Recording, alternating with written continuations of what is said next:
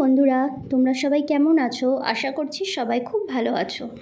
আমি অনেক দিন পরে তোমাদের সাথে আবার একটা মিনি ব্লগ শেয়ার করলাম। তো আজকের দিনটা ছিল শ্রাবণ মাসের 1 তারিখ। তো আজকের থেকে আমরা নিরামিষ খাবো। তাই জন্য সকালবেলা ঘুম থেকে উঠে বিছানার চাদর তুলে বাইরে অনেক জামা কাপড় কেচে বাসন মেজে নিয়েছিলাম। তো আজকের দিনটা বেশ ভালোই মেঘলা মেঘলা ছিল। এত জামা কাপড় কাচার পরেও আকাশটা কেমন মেঘলা মেঘলাই লাগছিল। বেশ অনেকটাই বেলা হয়ে গেছিলো, তো সেই কারণে আমি ভাত বসিয়ে দিলাম।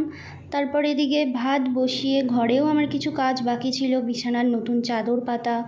তো তারপরে আমি আস্তে আস্তে বিছানার চাদর, বালিশের ওয়ার সব কিছুই পরিয়ে নিলাম। কিন্তু হঠাৎই দেখি বাইরে পুরো অন্ধকার করে এসছে। এখন বাইরে যে জামা কাপড়গুলো মেলেছিলাম সেগুলোও তো শুকানোর ব্যাপার আছে।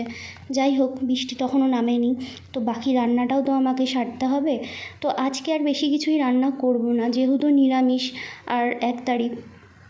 তো আজকে একটু মুগ ডাল আর ভেন্ডি আলু ভাজাই করেছিলাম, তো বেশি কিছু রান্না করিনি।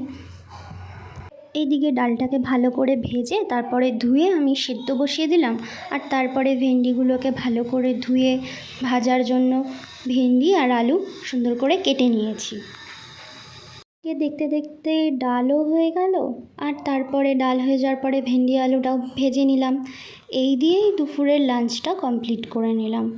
তো তারপর সন্ধেবেলা একটু চাউমিন আর রাতের বেলা রুটি তরকারি দিয়ে ডিনারটা শেষ করলাম। তো ভিডিওটা এখানেই শেষ করছি। দেখা হবে আবার নেক্সট ভিডিও।